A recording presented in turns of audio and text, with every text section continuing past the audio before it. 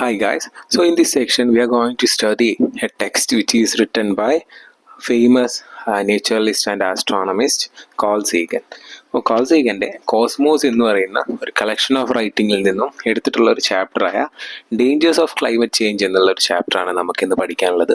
കുറച്ച് ലെങ്തി ആയിട്ടുള്ളതാണ്, അതുകൊണ്ട് തന്നെ ഞാൻ നോട്ട്സ് പ്രിപ്പയർ ചെയ്തിട്ട് പോയിന്റ്സ് ആക്കിയിട്ട് കാൾ സേഗൻ പറയുന്ന പോയിന്റ്സിനെ ഡിഫൈൻ ചെയ്തിട്ട് ഒരു ഓവറോൾ നോട്ട്സാണ് ഞാനിവിടെ നൽകിയിട്ടുള്ളത്. അപ്പോൾ നിങ്ങൾ ഇതൊന്ന് ഡീറ്റെയിൽ ആയിട്ട് വായിച്ചു നോക്കുക. ടെക്സ്റ്റിലുള്ള കംപ്ലീറ്റ് കാര്യങ്ങളെ അതിൽ ഉൾപ്പെടുത്താനായിട്ട് ശ്രദ്ധിച്ചിട്ടുണ്ട്. സിമ്പിൾ ആയിട്ടുള്ള കാര്യങ്ങൾ ഇങ്ങനെ പോയിന്റ് ആയിട്ട് പഠിക്കുകയാണെന്നുണ്ടെങ്കിൽ ഏത് എസ് ഏത് റൈറ്റിങ്സും നിങ്ങൾക്ക് സിമ്പിളായിട്ട് പഠിക്കാനായിട്ട് പറ്റും. പോയിന്റ്സ് ആക്കുന്നതാണ് നിങ്ങൾക്ക് ഏറ്റവും കൂടുതൽ മാർക്ക് കിട്ടാനും സ്കോപ്പ് ഉള്ളത്.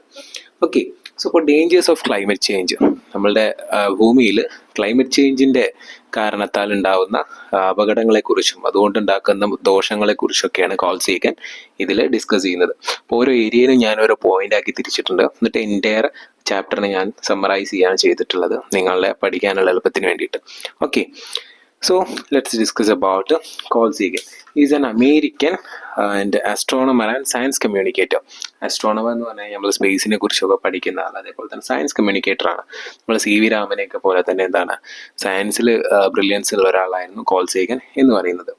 So he is A scientist and science communicator. frequently discuss the dangers of climate change in his writings, interviews and public speeches. അപ്പോൾ ഒരു നേച്ചറലിസ്റ്റ് എന്നുള്ള രീതിയിൽ തന്നെ എവിടെ പോയാലും മൂപ്പര് ഏറ്റവും കൂടുതൽ സംസാരിക്കുന്ന ഒരു വിഷയം എന്ന് പറയുന്നത് ഡേഞ്ചേഴ്സ് ഓഫ് ക്ലൈമറ്റ് ചേഞ്ച് ആണ്. അല്ലെങ്കിൽ ക്ലൈമറ്റ് ചേഞ്ച് കൊണ്ട് ഭൂമിക്ക് ഉണ്ടാകാൻ പോകുന്ന ഹ്യൂമാനിറ്റിക്ക് ഉണ്ടാകാൻ പോകുന്ന ഡേഞ്ചേഴ്സിനെ കുറിച്ചാണ് കാൾ സേഗൻ എപ്പോഴും സ്ട്രെസ് ചെയ്ത് പോയിന്റ് ഔട്ട് ചെയ്യാറ്. Okay, while Sagan did not write a specific work titled The Dangers of Climate Change, his concerns about the works or subject are woven into various pieces, particularly in books like Pale Blue Dot and Billions. It is a detailed summary of his key messages about the dangers of climate change. അപ്പോൾ എന്ത് ചെയ്തിട്ടുണ്ട്, cosmos എന്ന വാക്കിൽ മൂപ്പര് ഇതിൽ detail ആയിട്ട് പറഞ്ഞിട്ടുണ്ട്. അപ്പോൾ ഞാൻ പറഞ്ഞു ഏറ്റവും കൂടുതൽ മൂപ്പര് സ്ട്രെസ് ഔട്ട് ചെയ്ത് പറഞ്ഞിട്ടുള്ള കാര്യം എന്ന് പറയുന്നത് എന്താണ്, ഇത് തന്നെയാണ്. എന്തെന്ന് പറയുന്നത് നമ്മളുടെ ക്ലൈമറ്റ് ചേഞ്ചിനെ കുറിച്ചുള്ള ആളുകളെ ബോധവൽക്കരിക്കാനും അതേപോലെ തന്നെ അതിനെക്കുറിച്ച് കൂടുതൽ ബോധവടാക്കാനൊക്കെ വേണ്ടിയിട്ടാണ് മൂപ്പര് എപ്പോഴും ശ്രമിക്കാറുള്ളത്. Okay, so first he talks about the greenhouse effect and global warming. First എന്താണ് ഗ്രീൻ ഹൗസ് എഫക്റ്റ്, അതേപോലെ തന്നെ ഇതൊക്കെ എന്താണെന്ന് പറഞ്ഞിട്ടാണ് മൂപ്പര് തുടങ്ങുന്നതിന്. നമ്മൾ ടെക്സ്റ്റിൽ നോക്കുകയാണെന്നുണ്ടെങ്കിൽ ഒരു സ്ഫിനിക്സിൻ്റെ എക്സാമ്പിൾ പറഞ്ഞിട്ടാണ് കാൾ സേഗൻ മൂപ്പര് തുടങ്ങുന്നത്. അതിൻ്റെ പൊല്യൂഷൻ ഇന്ന് എത്രത്തോളം ന്യൂയോർക്ക് സിറ്റിയിൽ സ്ഫിനിക്സ് കാരണം പണ്ട് ഉണ്ടാക്കിയിട്ടുള്ളത് കാരണം വന്നിട്ടുണ്ട്. അത്രയും ഡസ്റ്റാണ് ഇന്ന് എവിടെ വന്നിട്ടുള്ളത്, നമ്മളെ ന്യൂയോർക്ക് സിറ്റിയിൽ വന്നിട്ടുള്ളത് എന്ന് പറഞ്ഞിട്ടാണ് കാൾ സേഗൻ ഇത് തുടങ്ങുന്നത്.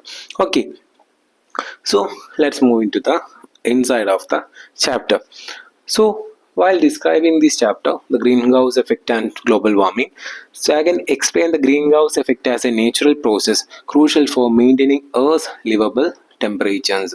അപ്പോൾ നമ്മളെ ഗ്രീൻ ഹൗസ് എഫക്റ്റ് എന്ന് പറയുന്നത് എന്താ, നമ്മുടെ ഭൂമിയിലെ ടെമ്പറേച്ചർ നിലനിർത്താനായിട്ട് വേണ്ടിയിട്ട് നമ്മൾ മെയിൻറ്റെയിൻ ചെയ്യേണ്ടതാണ് നമ്മുടെ ഹരിതഗൃഹ വാതകങ്ങൾ.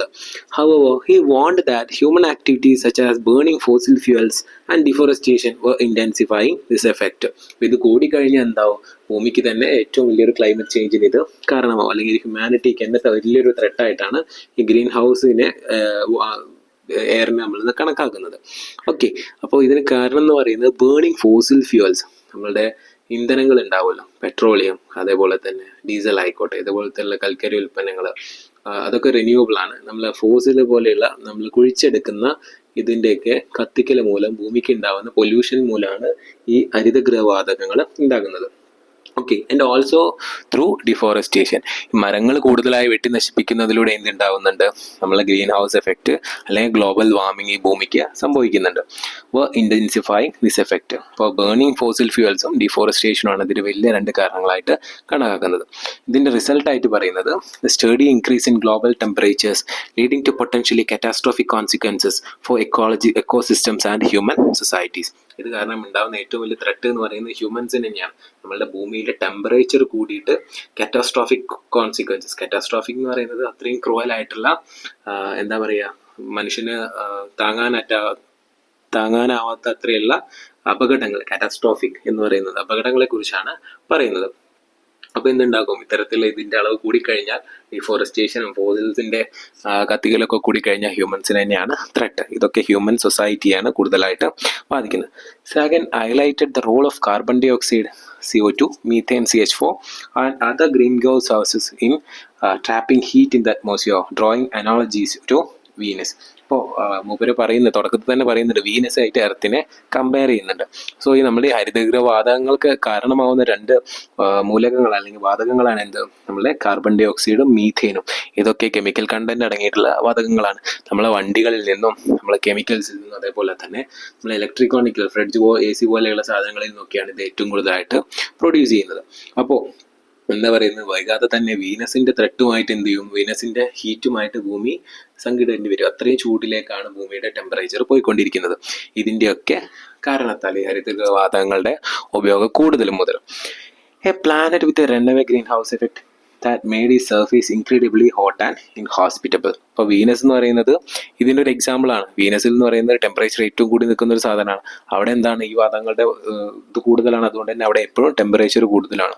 അപ്പോൾ എന്താണ്, നമ്മളെ ഭൂമിയുടെ അവസ്ഥ അതിലേക്കാണ് പോകുന്നതെന്ന് പറഞ്ഞിട്ട് ഒരു വാർണിംഗ് തന്നുകൊണ്ടാണ് കോൾ സീഗൻ ഇതിനെക്കുറിച്ച് സംസാരിക്കുന്നത്. ഇനി നെക്സ്റ്റ് സെക്ഷൻ നമുക്ക് പറയാൻ എന്താ വെച്ചാൽ എൻവയോൺമെന്റൽ and ecological consequences. Sagan was deeply concerned about the environmental toll of unchecked climate change, predicting melting solar ice caps, resulting in rising sea levels that threaten coastal communities and cities worldwide. അപ്പോൾ നമ്മൾ ഇതുപോലെ ഉണ്ടാകുന്ന നമ്മളെ climate change മൂലമുണ്ടാകുന്ന അല്ലെങ്കിൽ climate ചേഞ്ചിന് കാരണമാകുന്ന ചില കാരണങ്ങളാണ് ഈ പറയുന്നത്. ഇത്തരത്തിൽ ഹരിതഗൃഹവാതങ്ങൾ കൂടിയെങ്കിലും Sagan was deeply concerned about the എൻവയോൺമെന്റൽ toll of unchecked climate change. ഇപ്പോൾ നമുക്ക് അറിയാൻ പറ്റാത്ത കുറേ ക്ലൈമറ്റ് ചേഞ്ച് നമുക്ക് ചുറ്റും സംഭവിക്കുന്നുണ്ട്. അതിലൊന്നാണ് മെൽറ്റിംഗ് പോളാർ ഐസ് ക്യാപ്സ്. അപ്പോൾ നമ്മളെന്ന് പറയുന്നത് നമ്മൾ ഐസ് ക്യാപ്സ് ഉണ്ടാവുമല്ലോ, അപ്പോൾ നമ്മളെ ഹിമാലയം അതേപോലെ തന്നെ അന്റാർട്ടിക്ക പോലെയുള്ള ഐസ് ഉരുകിയിട്ടുണ്ടാവുന്ന വെള്ളം, ഈ ഐസ് ഉരുകിയിട്ട് എന്ത് ചെയ്യും, നമ്മളെ നദികളിലേക്ക് ഇതിലൊക്കെ ഒഴുകി വരും. അപ്പോൾ എന്ത് ചെയ്യും, സീ ലെവലിൽ നിന്ന് വെള്ളം കൂടി വരും.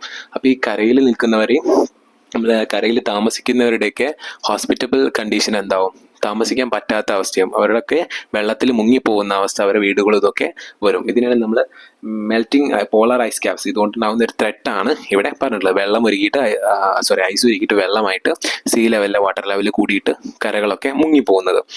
And disruption of ecosystems. Many species could face extinction has habitats change faster than adapt. ഇപ്പോൾ എക്കോസിസ്റ്റത്തിലുള്ള പലതരം ജീവികളും അല്ലെങ്കിൽ സ്പീഷീസുകളും എന്ത് പോവും, ഈ ക്ലൈമറ്റ് ചേഞ്ച് പോലെ നശിച്ചു പോവും. ഇത്തരത്തിലുള്ള അവർക്ക് ജീവിക്കാൻ പറ്റാത്ത അവസ്ഥ വന്നിട്ട് എന്ത് ചെയ്യും, അവർ മരിച്ചു പോകും.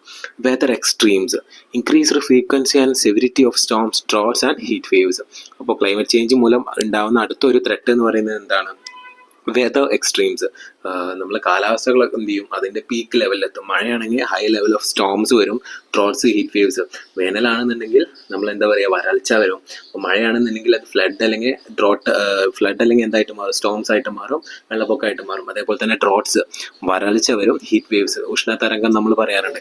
ഇതൊക്കെ എന്താണ്, നമ്മളുടെ ക്ലൈമറ്റ് ചേഞ്ചിൻ്റെ ഭാഗമായിട്ട് വരുന്ന ത്രെറ്റ്സുകളിൽ ഒന്നാണ്. അതിന് ഇനി അഗ്രികൾച്ചറിൽ ഇതുണ്ടാക്കുന്ന ഇമ്പാക്റ്റിനെ കുറിച്ചും പറയുന്നുണ്ട്. Changing weather patterns could reduce food security by disrupting crop yields. അപ്പോൾ ഈ ക്ലൈമറ്റ് ചേഞ്ച് വന്നു കഴിഞ്ഞാൽ നമ്മുടെ ഫുഡ് സർക്കിളിനെ തന്നെ ഇത് കാര്യമായിട്ട് ബാധിക്കും. കാരണം നമ്മളെന്ന് പറയുന്ന ഒരു വിഭാഗം എപ്പോഴും കൃഷി ചെയ്ത് ജീവിക്കുന്നവരുണ്ട്. ഈ കാലാവസ്ഥ മാറിക്കഴിഞ്ഞാൽ, ഒന്നല്ലെങ്കിൽ വെയിലിൻ്റെ അവസ്ഥ കൂടിക്കഴിഞ്ഞാലോ മഴയുടെ അവസ്ഥ കൂടിക്കഴിഞ്ഞാലോ ഒക്കെ എന്താണ്, കർഷകർക്ക് ഇത് പ്രശ്നമാണ്. ഇതൊക്കെ ഒരു ബാലൻസ്ഡ് വേയിൽ വേണം നമ്മൾ കൊണ്ടുപോകാൻ. കുറച്ചു കാലം മഴ, കുറച്ചു കാലം വെയിൽ. പക്ഷേ ഇതൊക്കെ ഫുൾ ടൈം വെയിലായി കഴിഞ്ഞാലും ക്രോപ്സ് നശിച്ചു പോകും, ഫുൾ ടൈം മഴയായാലും നശിച്ചു പോകും. അപ്പോൾ ഈ ക്ലൈമറ്റ് ചേഞ്ച് വന്നു കഴിഞ്ഞാൽ എന്ത് സംഭവിക്കും, ഇതൊക്കെ ഒരു നമുക്ക് പ്രവചിക്കാനാവാത്ത അവസ്ഥയിലെത്തും. ഒന്നല്ലെങ്കിൽ ഫുൾ മഴയാവും, അല്ലെങ്കിൽ ഫുൾ വെയിലാവും, അല്ലെങ്കിൽ ഫുൾ സ്നോ ആവും. അപ്പോൾ ഈ അവസ്ഥയൊക്കെ എന്താണ്, നമുക്ക് കൺട്രോൾ ചെയ്യാൻ സാധിക്കില്ല. അപ്പോൾ ഇനി എന്താ പറയുന്നത്, ക്ലൈമറ്റ് ചേഞ്ച് നമ്മൾ മാക്സിമം ഒഴിവാക്കാൻ ശ്രമിക്കുക, അല്ലെങ്കിൽ ഇത്തരത്തിലുള്ള ഹരിതഗൃഹവാതങ്ങളുടെ ഉപയോഗം നമ്മൾ മാക്സിമം ഒഴിവാക്കാനായിട്ട് ശ്രമിക്കുക. We should protect the earth. Okay, ഇനി ഇത്രയും പറഞ്ഞത് നമ്മളൊരു സോഷ്യൽ എക്കോളജിക്കൽ പോയിന്റ് ഓഫ് വ്യൂവിൽ ഉണ്ടാകുന്ന ത്രെറ്റ്സ് ആയിരുന്നു. ഇനി ത്രെറ്റ്സ് ടു ഹ്യൂമാനിറ്റി, നമ്മളെ മനുഷ്യന് ക്ലൈമറ്റ് ചേഞ്ച് മൂലം ഉണ്ടാകുന്ന ത്രെറ്റ്സിനെ കുറിച്ചാണ് കോൾ സേഗൻ നെക്സ്റ്റ് ആയിട്ട് പറയുന്നത്. Okay, so mass migration is one of the threats that should be faced by the humans when high climate changes came forward. അപ്പോൾ നമ്മളുടെ മനുഷ്യൻ്റെ മുന്നിലേക്ക് വരുന്ന ഏറ്റവും വലിയൊരു പ്രശ്നം, ക്ലൈമറ്റ് ചേഞ്ച് മൂലം വരുന്ന ഏറ്റവും വലിയൊരു പ്രശ്നം എന്ന് പറയുന്നത് മാസ് മൈഗ്രേഷൻ ആണ്. ഒരു സ്ഥലത്ത് എന്താണ്, coastal areas become uninhabitable and arid region expand, million might be displaced. അപ്പോൾ നമ്മൾ പറഞ്ഞു എക്കോളജിക്കൽ സിസ്റ്റത്തിൽ ഉണ്ടാകുന്ന ഐസ് പോളാർ ബേസ് അല്ലെങ്കിൽ ഐസ് പോളാർ ഐസ് ക്യൂബ്സ് എന്ത് ചെയ്യും, മെൽറ്റ് ചെയ്തുകൊണ്ടിരിക്കും. അപ്പോൾ അവിടെ ഉണ്ടായിരുന്ന ജീവനൊക്കെ നഷ്ടം സംഭവിക്കും, അതൊരു റീസൺ. പിന്നെ വരുന്നത് എന്തായിരുന്നു, നമ്മൾ പറഞ്ഞിരുന്നു സീ ലെവലിലെ വെള്ളം കൂടിയിട്ട് ചെറിയ ചെറിയ കരകളൊക്കെ എന്താവും വെള്ളത്തിനടിയിൽ മുങ്ങിപ്പോവും. അപ്പോൾ മനുഷ്യനുണ്ടാകുന്ന ഏറ്റവും വലിയ ത്രെട്ട് എന്ന് പറയുന്നത് ഈ ചെറിയ ചെറിയ നദിക്കരകളിലും സീ ലെവലിലൊക്കെ ജീവിക്കുന്ന ആളുകളുടെ എന്ത് ചെയ്യും, വീടുകളും പാർപ്പിടങ്ങളും ഒക്കെ നഷ്ടപ്പെടും. നെക്സ്റ്റ് ത്രെട്ടായിരുന്നു ഹ്യൂമൻസിന് ഉണ്ടാകുന്ന economic and political instability. Resource scarcities could lead to conflicts, social unrest and economical downturns. അപ്പോൾ ഇതുമൂലം ഉണ്ടാകുന്ന എക്കോളജിക്കൽ പ്രശ്നങ്ങൾ മൂലം political instability, economical and political instability, മനുഷ്യൻ്റെ സാമ്പത്തിക വ്യവസ്ഥയ്ക്ക് തന്നെ തകരാറ് സംഭവിക്കും. ഞാൻ പറഞ്ഞു കൃഷിയെ ആശ്രയിച്ച് ജീവിക്കുന്നവരൊക്കെ സംഭവിച്ചെന്താണ്, കൃഷിക്ക് നാശനഷ്ടം വന്നു കഴിഞ്ഞാൽ അവർ പട്ടിണിയിലായി പോകും, ബാക്കിയുള്ളവരും പട്ടിണിയിലായി പോകും. അപ്പോൾ എന്ത് ചെയ്യും, നമുക്ക് ഒരു ഡ്രോട്ട് അവസ്ഥ തന്നെ വരും, വരേണ്ട അവസ്ഥ തന്നെ നമുക്ക് വന്നു പോകും. കാരണം നമുക്ക് ഗൂഡ്സ് റിസോഴ്സസ് ഒന്നും കിട്ടാതെ ആവും, ഇല്ലേ? ക്ലൈമറ്റിൻ്റെ മാറ്റം വന്നാലും എന്ത് ചെയ്യാം, നമ്മളുടെ റിസോഴ്സസ് ഒക്കെ പ്രൊഡ്യൂസ് ചെയ്യാതെയാവും, നമ്മൾ അഗ്രികൾച്ചറൊക്കെ താഴ്ന്ന നിലയിലെത്തും, നമ്മളുടെ ഇൻകം കുറയും. അപ്പോൾ ബാക്കിയുള്ളവരെയാണ് ഇത് ബാധിക്കുന്നത്. നമുക്ക് ഇപ്പം തന്നെ അറിയാം, തമിഴ്നാട്ടിലൊന്ന് ഫ്ലഡ് വന്നു കഴിഞ്ഞാൽ കേരളത്തിൻ്റെ അവസ്ഥ നിങ്ങൾക്ക് എല്ലാവർക്കും അറിയാം. അതേപോലെ തന്നെ വേൾഡിന് ഫുള്ളി മാറ്റം സംഭവിച്ചു കഴിഞ്ഞാൽ നിങ്ങളൊന്ന് ആലോചിച്ച് നോക്കൂ, നമ്മളെല്ലാവരും പട്ടിണിയിലായി പോകും. ഓക്കെ, ഹെൽത്ത് ക്രൈസിസ് ആണ് നെക്സ്റ്റ് വരുന്നത്.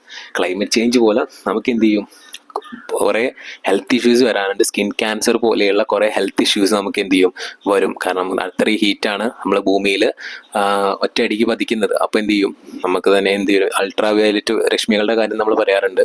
സെയിം ഇമ്പാക്റ്റ് തന്നെയാണ് നമ്മൾ ഹരിതഗൃഹവാതങ്ങളും ഉണ്ടാക്കുന്നത്. നമ്മൾ സ്കിൻ ക്യാൻസർ, അതേപോലെ ലങ് ക്യാൻസർ പോലെയുള്ള കാര്യങ്ങൾക്കൊക്കെ ഇത് കാരണമാവുന്നുണ്ട്. Okay, and in the next section, Sagan discusses about the responsibility of humanity towards the nature. ഈ ഹരിതഗൃഹവാതങ്ങൾ വരാതിരിക്കാൻ ഹ്യൂമൻസിന് ഉണ്ടാകുന്ന റെസ്പോൺസിബിലിറ്റി, ആരോട്, നേച്ചർ ഉണ്ടാകുന്ന റെസ്പോൺസിബിലിറ്റിനെ കുറിച്ചാണ് അടുത്തത് സേഗൻ പറയുന്നത്. Sagan emphasized humanity unique responsibility as stewards of earth. അപ്പോൾ നമ്മൾ എർത്തിൻ്റെ ഒരു പ്രൊട്ടക്ടർ ആയിട്ടാണ് നമ്മളെ ഹ്യൂമൻസിനെ സേഗൻ പറയുന്നത്. He lamented the short-sightedness of prioritizing immediate gains or long-term sustainability. Sagan pointed to the intersection of science, ethics and policy, urging global cooperation to address this crisis. നമ്മൾ ഏത് മേഖലയിൽ നിന്നായിക്കോട്ടെ, science ആയിക്കോട്ടെ, ethics ആയിക്കോട്ടെ, ഏത് മേഖലയിൽ നിന്നായിരുന്നു എന്ത് ചെയ്യണം, ഒരു കോമൺ ടോപ്പിക്കായിട്ട് ഈ ക്ലൈമറ്റ് ചേഞ്ചിനെ കണ്ടിട്ട് നമ്മൾ ലോകത്തിലുള്ള എല്ലാവരും ഒരുമിച്ച് പ്രവർത്തിച്ച് വേണം ഇതിനെ നേരിടാൻ, അല്ലെങ്കിൽ ഒരുമിച്ച് ഒരു പ്രതിജ്ഞ എടുക്കണം, ഭൂമിയെ പ്രൊട്ടക്ട് ചെയ്യണം എന്ന് പറഞ്ഞിട്ട്, അല്ലെങ്കിൽ ക്ലൈമറ്റ് ചേഞ്ചിനെ മാറ്റണം എന്ന് പറഞ്ഞിട്ട്. എന്നാൽ മാത്രമേ നമുക്ക് നിന്നുള്ളൂ, ഒരു റെസ്പോൺസിബിൾ ആയിട്ടുള്ള ഹ്യൂമൻ ആയിട്ട് മാറാൻ പറ്റുള്ളൂ. He so climate change as A challenge requiring scientific innovation, political will and collective action. ഒരു ക്ലൈമറ്റ് ചേഞ്ച് എന്ന് പറയുന്നത് എന്താണ്, ഒരു സയന്റിഫിക് ഇന്നോവേഷൻ മൂലം, ഒരു പുതിയ പുതിയ സയൻസിൽ ഉണ്ടാകുന്ന കണ്ടുപിടുത്തങ്ങൾ മൂലം നമ്മൾ എന്ത് ചെയ്യണം, ഇതിനെ ബഹിഷ്കരിക്കണം, അല്ലെങ്കിൽ ഇതിനെ ഇല്ലാണ്ടാക്കണം. And Sagan also highlighted the role of public education in empowering individuals to make informed decisions.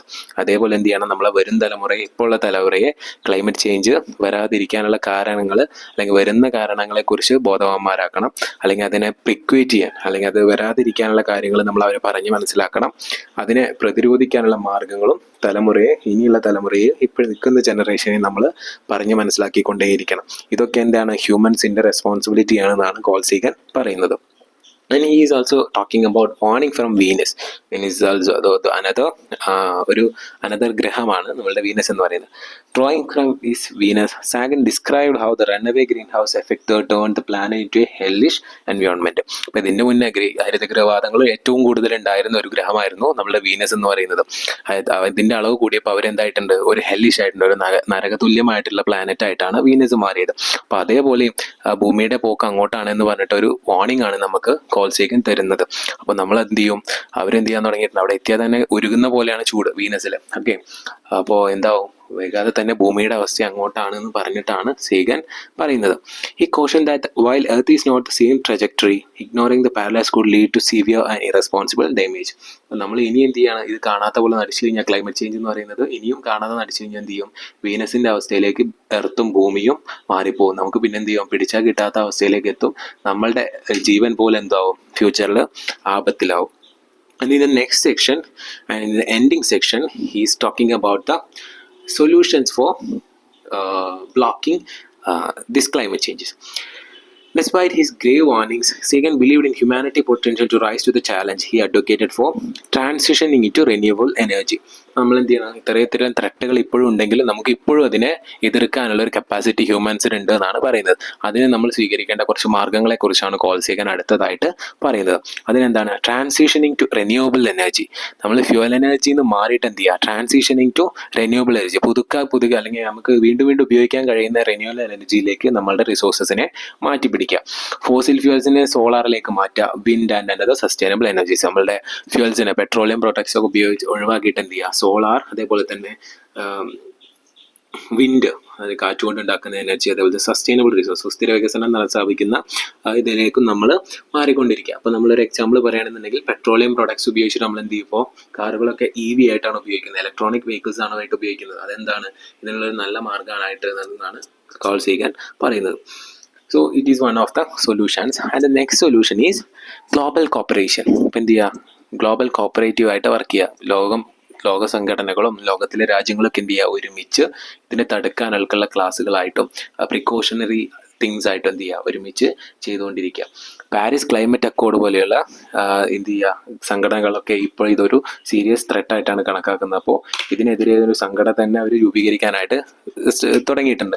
എന്തിനു വേണ്ടിയിട്ട്, അത്രയും വലിയൊരു ത്രെട്ടായിട്ടാണ് നമ്മളുടെ ഇതിന്ന് കണക്കാക്കപ്പെടുന്നത്. അതുകൊണ്ട് തന്നെ അവരെന്ത് ചെയ്യുന്നുണ്ട്, ഇതിന് വലിയ ഇമ്പോർട്ടൻസ് കൊടുക്കുന്നുണ്ട്. അതേപോലെ തന്നെ ഗ്ലോബലി നമ്മൾ കോർപ്പറേറ്റ് ലെവലിൽ അല്ലെങ്കിൽ ഗ്ലോബൽ ലെവലാണെങ്കിലും ഇതിന് ഹൈ ഇമ്പോർട്ടൻസ് കൊടുത്തിട്ട് ഇതിനുള്ള പ്രിക്കോഷൻസും ഇതിനുള്ള സൊല്യൂഷൻസും എല്ലാവർക്കും പറഞ്ഞു കൊടുക്കുക. അതേപോലെ തന്നെ രാജ്യങ്ങളെല്ലാവരും ഇതിൻ്റെ ഇല്ലായ്മയ്ക്ക് വേണ്ടിയിട്ട് ഒരുമിച്ച് പ്രവർത്തിക്കുക. Science driven policy.